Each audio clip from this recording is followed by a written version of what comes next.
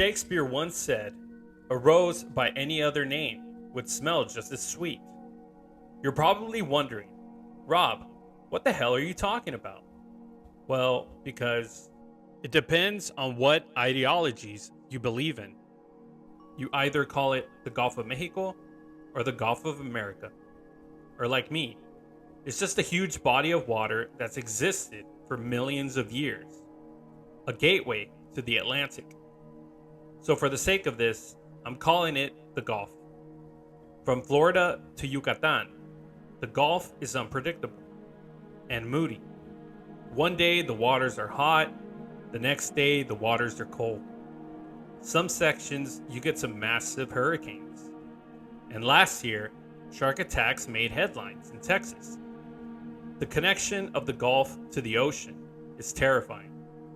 Most of it is still undiscovered. The heart of the ocean is not to be messed with. It's dark, dangerous, and deadly.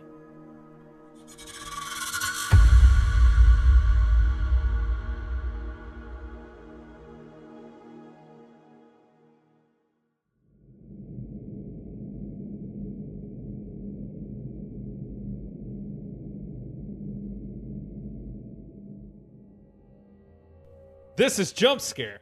I'm your host, Rob Cortez. You've seen him on TV covering sports all around 8 countries, aka all around Webb County and Zapata.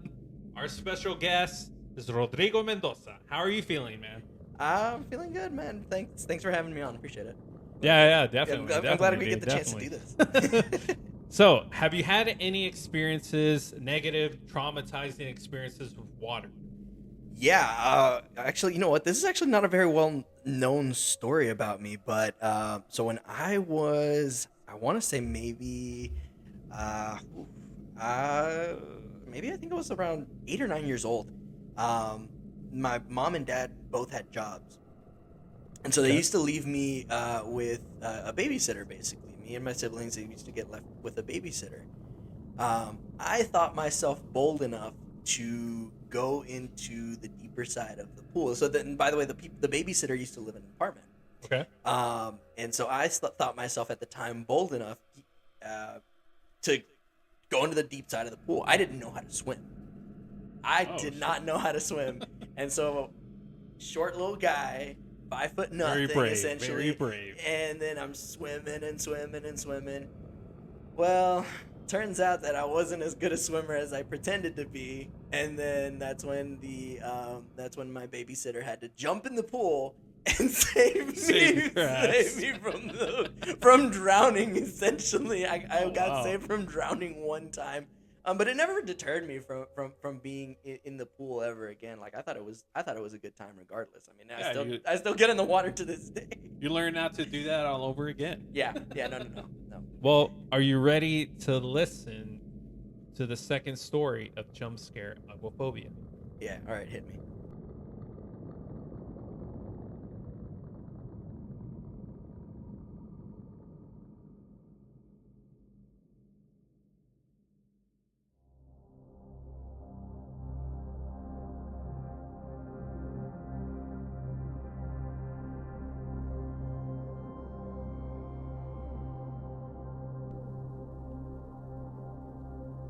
I'm not a big fan of beaches, especially during warm weather, but I can see the appeal. If you're from Texas, you've gone to the beach at least once, most likely somewhere along the Padre Island shoreline. It starts around the Corpus Christi area and it hits all the way south to South Padre Island. In total, it's over 100 miles long. Since 2008, in South Padre Island to Boca Chica, there's been a reported 18 drownings. While most are accidental, one drowning along the Padre Island coastline is submerged in a wave of deceit. In 2012, Taylor Serene was your typical 6-year-old, full of energy, who loved the beach, loved his mom and dad, and now had a new love, his stepmom, Laura Lee Day. In October, the beach water is nice and cool.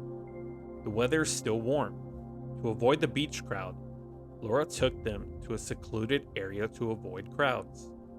hand in hand, with bathing suits on, both headed into the water. Taylor at first wearing a life jacket, but Laura took it off to avoid him getting a rash. Laura said she turned around to head back to the beach, and by the time she turned back around, Taylor was gone. After several minutes of searching, Laura found Taylor, floating face down. The next sequence of events is up for debate. Laura claiming she panicked. She picked up Taylor and took him to a hospital 12 miles away, where he was pronounced dead. How did he drown so quickly? And why didn't Laura call 911 or ask for help? Or better yet, why didn't she perform CPR, even though she knew how to perform it? Ultimately, Laura was arrested, and her true colors became clear. For starters, Laura had been arrested before, and it was for murder. She had killed her boyfriend when she was 17, claiming it was self-defense. After she was released, Day changed her name and married several times. Over the years, she was accused of or convicted of theft, fraud, burglary, and so much more. In the end, Day was found guilty of causing Taylor's drowning and sentenced to life in prison without parole. To this day, Laura maintains her innocence. The only ones who knew the truth of what happened that October afternoon were Laura, Taylor, and the ocean. And only one could talk. What should have been a fun day at the beach turned to tragedy, and a wave of sadness echoes in the hearts of Taylor's loved ones.